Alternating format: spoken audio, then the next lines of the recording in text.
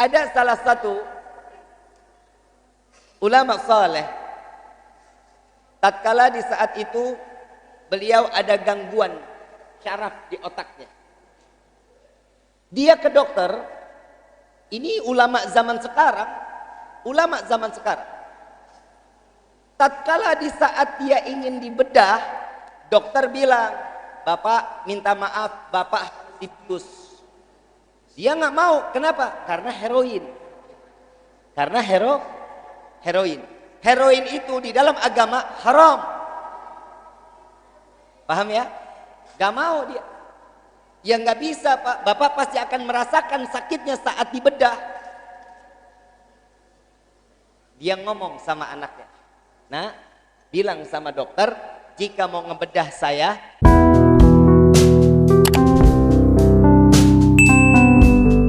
Alhamdulillahirrabbilalamin. Wassalatu wassalamu ala ashrafil anbiya wal mursalin wa ala alihi wa sahbihi ajma'in, amma ba'd. Assalamualaikum warahmatullahi wabarakatuh. Halo sahabat YouTube, kembali lagi di channel Titik Ilmu. Semoga kajian yang beliau sampaikan kali ini bisa kita fahami dan bisa bermanfaat bagi kita semua. Baiklah, untuk lebih jelasnya silakan simak videonya. Hadirin wal hadirat rahimakumullah.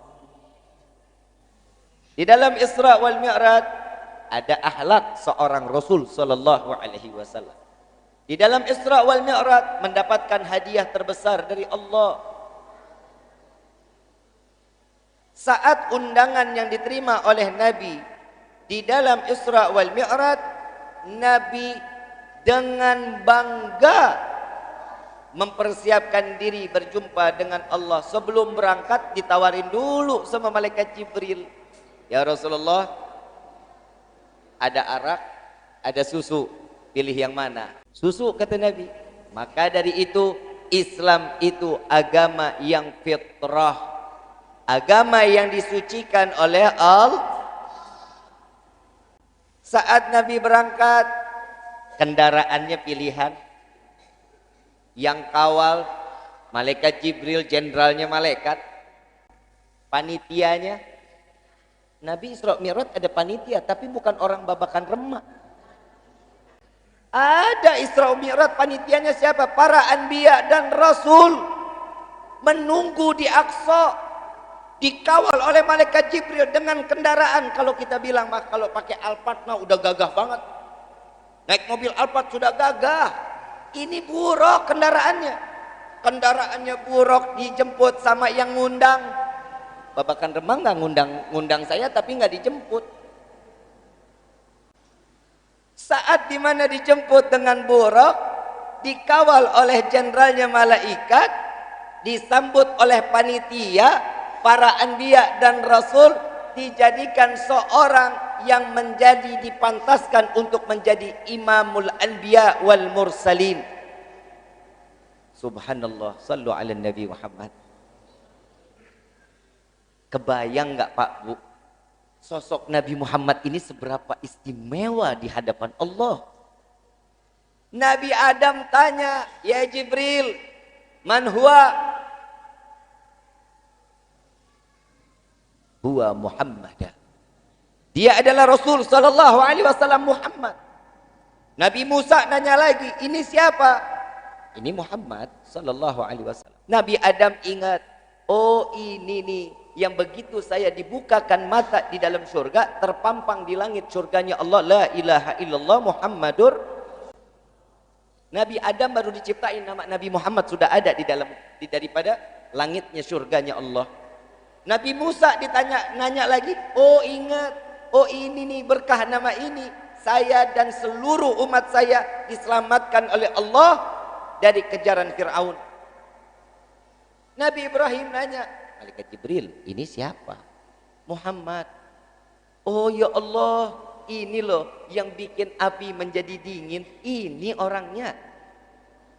Nabi Isa juga bertanya, "Wahai Jibril, ini siapa?" "Ini Muhammad, wahai malaikat Jibril." "Oh, berkah nama inilah aku diangkat, diselamatkan oleh Allah ke langit kedua."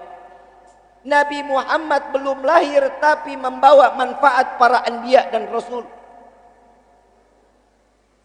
Di dalam satu riwayat, Sayyid Muhammad bin Alwi Al-Maliki mengatakan di salah satu karangan kitabnya, jika para anbiya dan rasul saat perjalanan Isra wal Mi'raj lagi adanya di Masjidil Aqsa, dia tidak dapat memandang wajah Nabi, maka Nabi dan rasul tersebut tidak akan pernah dimasukkan ke dalam surganya Allah.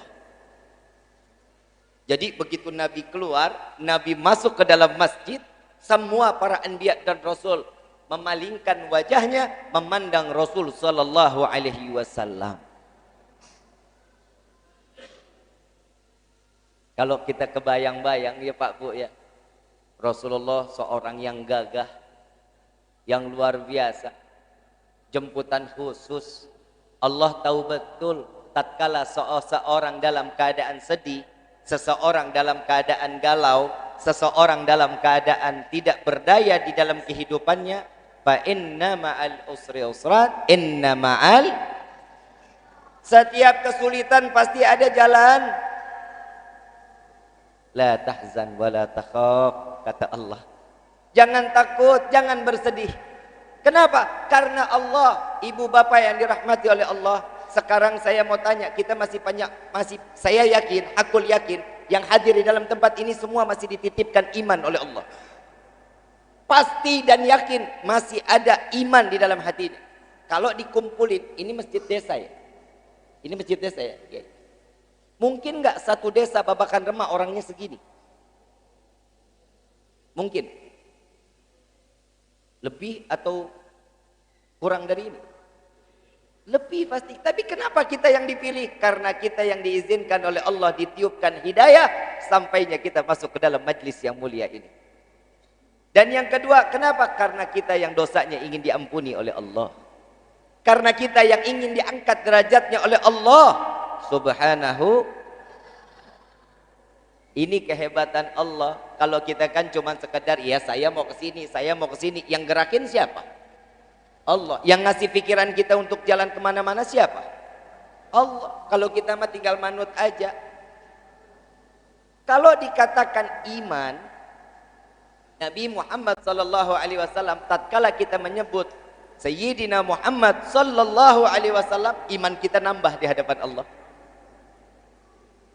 Kalau kita kehilangan saudara, kehilangan pekerjaan, kehilangan usaha, kehilangan kawan, kehilangan semua, tapi ingat, kita nggak akan pernah kehilangan Allah.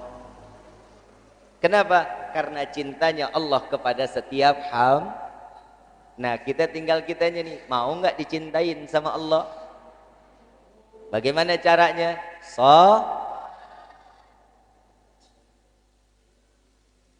Zakat perintah dari Allah, tapi melalui malaikat Jibril untuk disampaikan kepada Rasul sallallahu alaihi wasallam. Puasa bulan Ramadan disampaikan oleh Allah melalui malaikat Jibril kepada Sayyidina Muhammad sallallahu alaihi wasallam. Pergi haji, ayatnya diturunkan, firman Allah diturunkan melalui malaikat Jibril kepada Sayyidina Muhammad. Tapi kalau urusan salat, Allah langsung yang mengundang Nabi untuk berjumpa dengan Allah, memberikan hadiah salat untuk Nabi dan umat Nabi Muhammad sallallahu alaihi wasallam. Orang kalau nggak mau dapat ujian ya payah. Hidup ada ujiannya nggak? Ada. Bagi siapa? Orang yang ibadah. Kadang ada orang nyatain, Bib, saya mah nggak usah ibadah, rezeki saya mah loba. PA. Itu rezeki iya dikasih sama Allah, tapi bukan kita yang nggak mau ibadah, bukan kita yang malas ibadah, tapi Allah yang tidak mengizinkan kita sujud di hadapan Allah. Terus bagaimana caranya nih? Salat. Inna salata tanha anil fahsya. Setiap orang yang salat, yang mendirikan salat pasti akan jauh daripada perbuatan keji dan Percaya apa enggak? Percaya apa enggak? Bib, saya punya tetangga, Bib, salatnya 5 waktu di masjid, Bib. Lu masih nyolong ayam, masih minum, masih main gaple. Itu baru mengerjakan belum mendirikan bedain ya, mengerjakan sholat dan mendirikan Kalau orang mengerjakan sholat sekedar menggugurkan syariat, itu namanya mengerjakan sholat. Tapi kalau orang yang mendirikan sholat, yang dikerjakan di dalam sholat, diaplikasikan, dipakai di dalam kehidupan untuk selalu tunduk kepada Allah, itu bedanya orang yang mendirikan dan mengerjakan sholat. Nah sekarang saya mau tanya,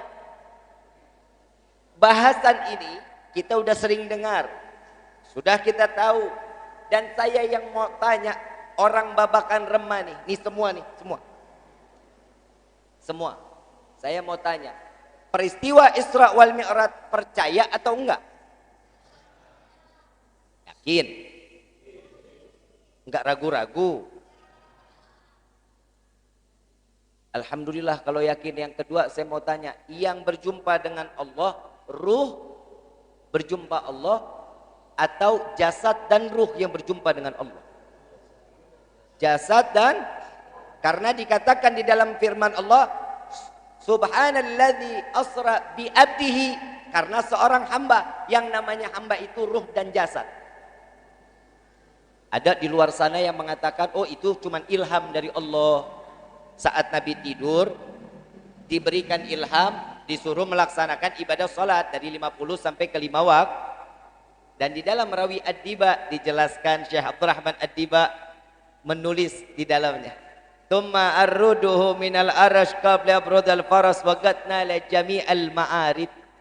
Kemudian Allah angkat Rasul sallallahu alaihi wasallam dan dikembalikan sebelum tempat tidurnya dingin. Inilah keistimewaan Nabi Muhammad sallallahu alaihi wasallam. Peristiwa Isra wal Mi'raj tidak dapat diyakini dengan akal, tapi harus dengan iman. Contoh, kita tiap hari pipis. Tiap hari pipis kan? Pipis itu, air seni itu najis atau suci? Jika pipis itu terkena pakaian, pakaiannya kita elap sama air, boleh nggak kita pakai buat sholat? Nggak boleh. Kenapa? Karena harus diganti. Dan untuk kembalikan diri kita menjadi suci, setelah pipis harus mandi apa cukup dengan wudhu? Cukup dengan wudhu. Yang kedua, tahu air mani? Air mani ini suci atau najis? Suci. Kalau terkena pakaian, kita ambil elap, kita sapu. Boleh nggak pakaiannya kita pakai sholat? Boleh, tapi pantas nggak? Kalau orang keluar air mani, untuk kembalikan dirinya menjadi suci, wajib yakin. Kalau pakai logika, yang suci aja, yang najis aja cukup berwudu. Gimana yang suci? Berarti nggak perlu wudu, sudah suci. Kenapa? Karena tidak membatalkan. Kalau tapi ini harus diyakini dengan iman. Orang babakan remak, laki, perempuan, bapak, ibu, kalau pipis setiap hari mandi, yang orang beser gimana? Tahu orang beser? Sehari 7 kali, 8 kali dia pipis. Selesai pipis, mandi. Selesai pipis, persis kita kayak ikan mujair. Allah kasih keringanan buat kita. Tatkala orang yang keluar mandi wajib mandi. Kenapa? Karena cara dari ujung rambut sampai ujung kaki itu kencang. Saat kita keluar air mani, coba dia lihat. Kalau orang mau masuk, selesai ini keluar air mani, malas nggak ngapa-ngapain Pak? Malas nggak? Lemas nggak? Lemas. Bagaimana caranya untuk menyegarkan kembali? Makanya cukup dengan mandi. Itu setelah mandi segar kembali lagi dalam keadaan sempurna. Kenapa? Karena ini harus diyakini dengan nggak bisa dengan akal. Yang kedua, kalau kita punya wudhu, kita buang angin, batal nggak? Cara kembali dalam keadaan suci harus bagaimana? Wudhu lagi. Yang keluar angin bujur apa muka?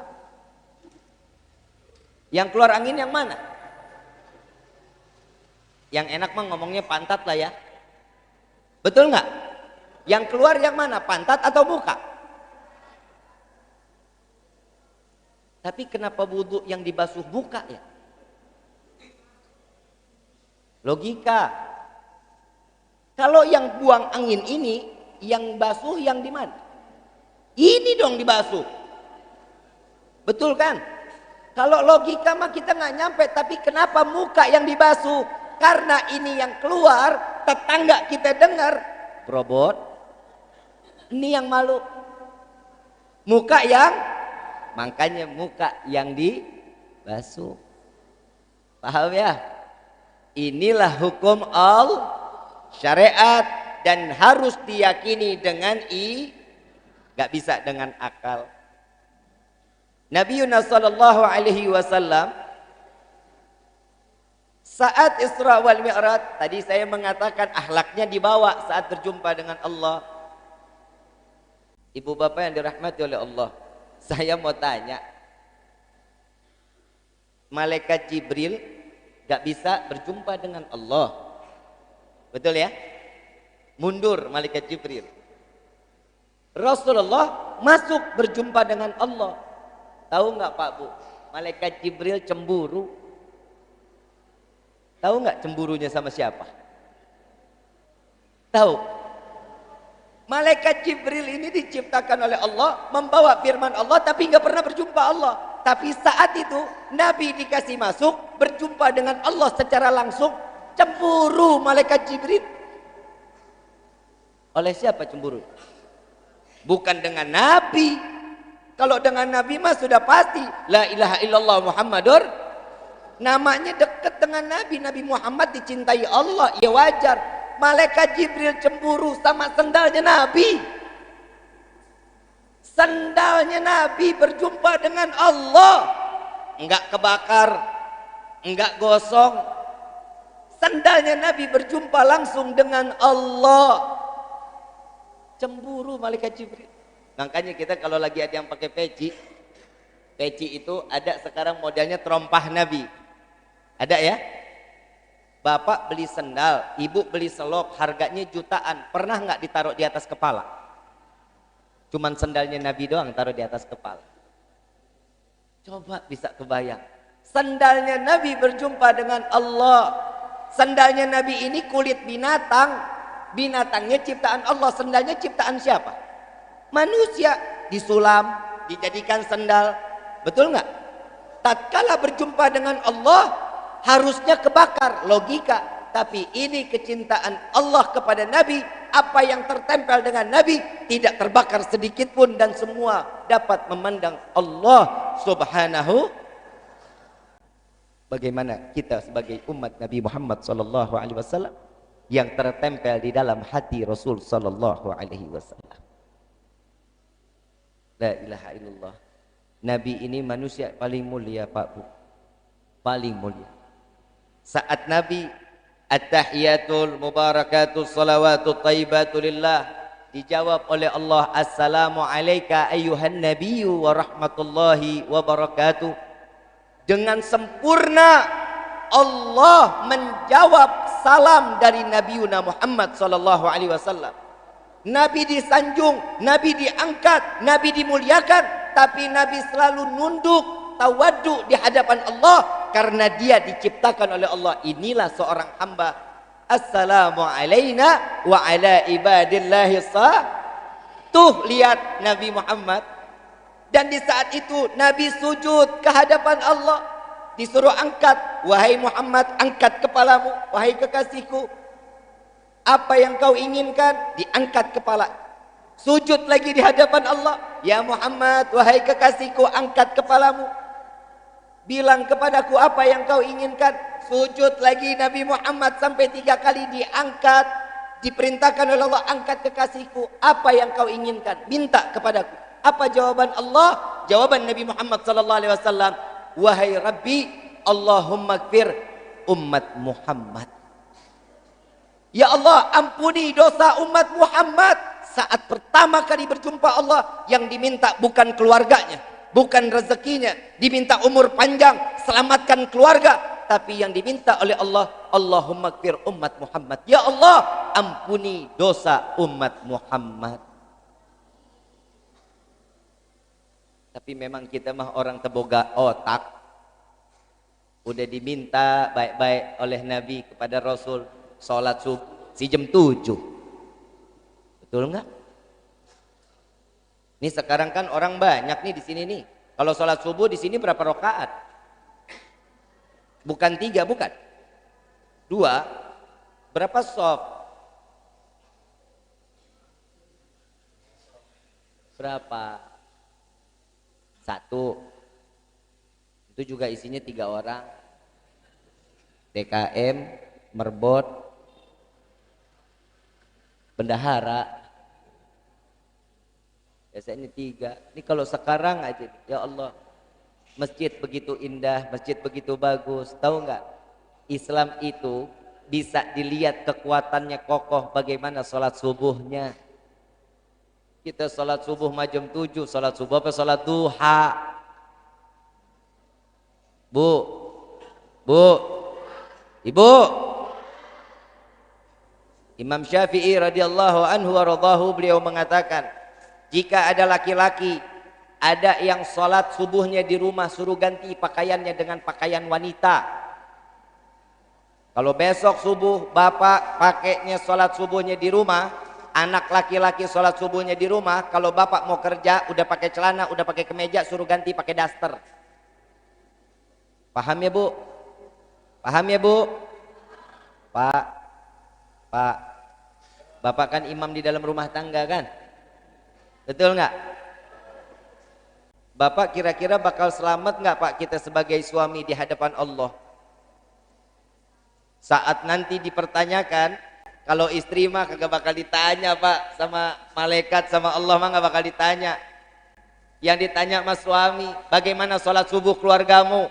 Bagaimana ibadah istrimu? Bagaimana ibadah anakmu? Dari mana kau mendapatkan rezeki? Halalkah? Haramkah? Syubhatkah? Itu akan dipertanyakan oleh dari Allah kepada seorang suami. Ada nggak tuh jawaban kita? Jangan dikira kita udah asik ibadah, yang di rumah nggak ibadah terus kita selamat. Jangan, karena tukang yang ada di dalam rumah kita tuh, istri, anak, itu semua fitnah. Fitnah dunia, fitnah. Mudah-mudahan keluarga kita dijaga sama Allah. Keluarga kita dijadikan keluarga yang sakinah, mawaddah, warahmah. Putra putri kita dijadikan putra putri yang saleh salehah, yang selalu beribadah kepada Allah. Amin ya rabbal. Ibu bapak yang dirahmati oleh Allah, kita sholat setiap hari sehari berapa waktu? 5. Pasti ya. Orang babakan Remang nggak ada yang 10 ya. 5 waktu. Dari sekian banyak 5 waktu sholat yang kita jalankan, yakin nggak sholat kita diterima sama Allah? Nah, kan ragu-ragu kan? Di dalam kitab Miftahul Jannah, kriteria sholat itu, yang dimana sholat itu diterima itu ada 3 poinnya. Yang pertama, syariatnya tahu, ibadahnya tahu, ilmunya tahu, bacaannya tahu, caranya tahu. Ini syariat. Allahu Akbar, langsung jalan ke masjid. Ini syariat. Yang kedua hakikat, kata Habib Utsman bin Ajil bin Yahya. Yang kedua hakikat. Kalau kita lewat rumah tetangga, kita lewat masjid, kita lewat musola, kalau ada orang yang bergerak, Allahu Akbar, Sami Allahu liman hamidah, lagi ngapain tuh orang? Lagi ngapain? Hakikatnya. Yang ketiga nih kita belum pernah nyampe. Hati dan pikiran nyambung sampai kepada Allah. Kalau 3 kriteria ini sudah ada di dalam kehidupan kita dalam ibadah, pasti sholat kita akan diterima oleh Allah. Nah sekarang yang ketiga nih kita nyampe nggak nih? Makrifatnya nyampe nggak? Belum. Padahal di dalam sholat kan kita sudah berpasrah diri kepada Allah. Inna salati wa nusuki wa mamati lillahi rabbil. Dompet ngegeletak kita ingat. Kunci motor ada di mulut motor, ingat. Kompor belum dimatiin, ingat.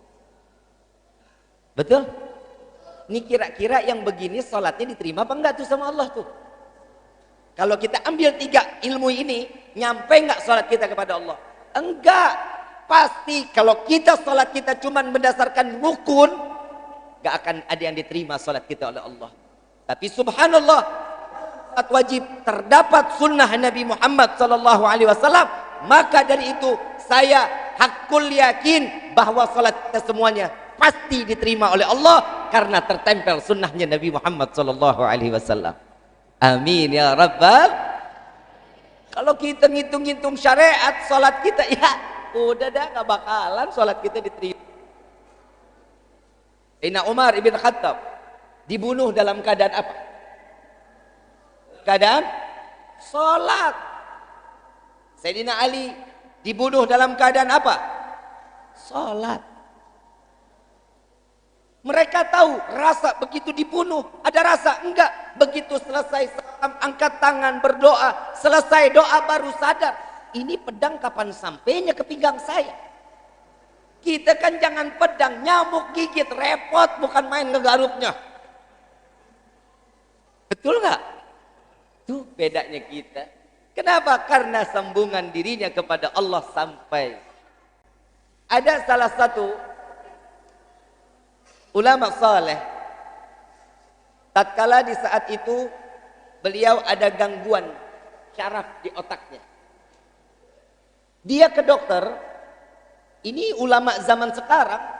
Ulama zaman sekarang. Tatkala di saat dia ingin dibedah, dokter bilang, Bapak minta maaf, Bapak tipus. Dia nggak mau. Kenapa? Karena heroin. Karena heroin. Heroin itu di dalam agama haram. Paham ya? Gak mau dia. Ya nggak bisa Pak. Bapak pasti akan merasakan sakitnya saat dibedah. Dia ngomong sama anaknya. Nah, bilang sama dokter, jika mau ngebedah saya, tunggu saya sampai waladhdallin, amin. Boleh bedah saya. Begitu orang tuanya Allahu Akbar, berdiri nih Pak. Kita nggak ngomong duduk ya Pak, berdiri. Ini orang saleh, alim saleh, berdiri. Allahu Akbar. Bismillahirrahmanirrahim. Alhamdulillahil alamin arrahmanir rahim maliki yaumiddin. Begitu sampai waladhdallin, anak sama dokter, dokter bedah. Saat itu juga dibedah, dirapihin berjam-jam dalam keadaan sholat, tidak ada rasa sedikit pun sampai selesai pembedahan dalam keadaan sehat walafiat, berkah nyambungnya hati dan pikiran kepada Allah. Tuh, kita ada nggak yang begitu? Ini perbedaan antara orang dulu dengan sekarang. Kita lihat para alim ulama kita yang ada di kanan, yang ada di kiri, di hadapan mata kita. Mereka saat kelak nanti kembali ke hadapan Allah dengan pikulan amaliyahnya, dengan tahajudnya, dengan sedekahnya, dengan zakatnya, dengan zikirnya. Mereka akan bangga membuka amaliyah di hadapan Allah. Dan Nabi disaksikan oleh Rasul SAW dan mengatakan, ya Allah, ini adalah umatku. Dengan bangga Nabi Muhammad memperkenalkan diri kita kepada Allah. Coba yang di akhir zaman seperti ini, dosa banyak tanpa rasa takut kepada Allah, berbuat dosa. Taubat gak pernah kita mau taubat ke hadapan Allah.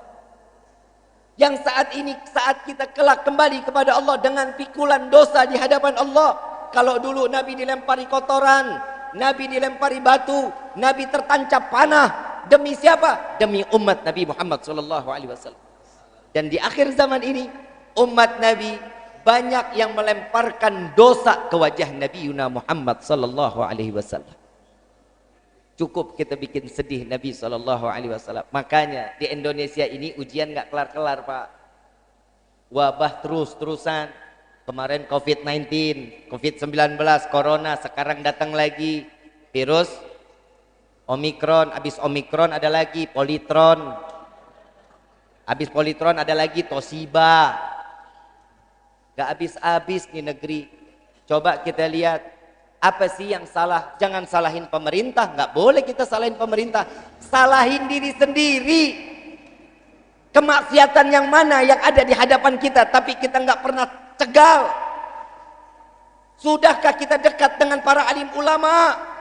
Nabi 14 abad yang lalu sudah menyatakan, jangan kalian jauh dari para alim ulama, jangan kalian jauh dari orang-orang fuqaha. Kenapa? Jika kalian jauh dari para fuqaha, yang pertama akan Allah cabut keberkahan dari negeri kalian. Nabi yang ngomong. Coba sekarang, berkah nggak di negeri? Minyak minyak goreng. Coba kita bisa kebayang. Yang kedua, Allah titipkan pemimpin yang zalim. Coba kita bisa lihat. Yang ketiga, Allah cabut keimanan dari diri kalian sampai kalian kembali kepada Allah tanpa membawa iman. Deketin ulama kita, Pak. Dekat. Kalau ada apa-apa, cerita kepada mereka. Minta solusi kepada mereka, taklim kepada mereka. Untuk apa? Mempertebal keimanan. Saat dimana iman itu tebal, doa kita akan diijabah oleh Allah. Pasti akan diselamatkan negeri kita. Amin ya Rabbal. Mudah-mudahan negeri kita dijadikan negeri yang baldatun thayyibatun wa rabbun ghafur. Amin ya Rabbal alamin. Hadirin wal hadirat rahimakumullah. Terakhir dari saya dari sini harus ke Cirebon, Pak. Bu, saya habis ini harus ke Cirebon karena ada jadwal lagi di Cirebon. Ibu bapak yang dirahmati oleh Allah, pesan terakhir dari Nabi Muhammad SAW. Ingat ya, bukan dari Rifki, bukan. Dari baginda Rasul SAW. Kita para alim ulama yang dibilang kita nih para alim ulama, padahal kita nih sebagai masih santri. Kita nih santri daripada guru-guru kita. Kita cuma menyampaikan lidah daripada Nabi Muhammad SAW. Wahai para umatku, jangan pernah kalian lalai daripada salat kalian. Saat sampai wafatnya Nabi, sakratul mautnya Nabi, yang disampaikan, aqimis salah, aqimis salah, aqimis salah. Kenapa? Karena salat itu yang akan menyelamatkan kita padang mahsyar, yang menyelamatkan kita di liang kubur, yang menyelamatkan kita dari sirat, sehingga kita dipantaskan masuknya ke dalam surga. Bentuk kasih sayang Allah kepada umat Nabi Yuna Muhammad. Mudah-mudahan sebagaimana Allah kumpulkan kita di dunia ini, Allah kumpulkan kita di dalam surganya Allah. Sebagaimana Allah berikan kita kesehatan seperti ini, Allah berikan kesehatan. Yang lagi sakit Allah angkat penyakitnya. Yang kurang dalam rezeki Allah buka pintu rezeki yang banyak, yang berkah, yang halal. Amin ya Rabbal alamin. Al-Fatihah bil qabul wa tamamu kulli sul wa ila hadratur rasul bisirril Fatihah.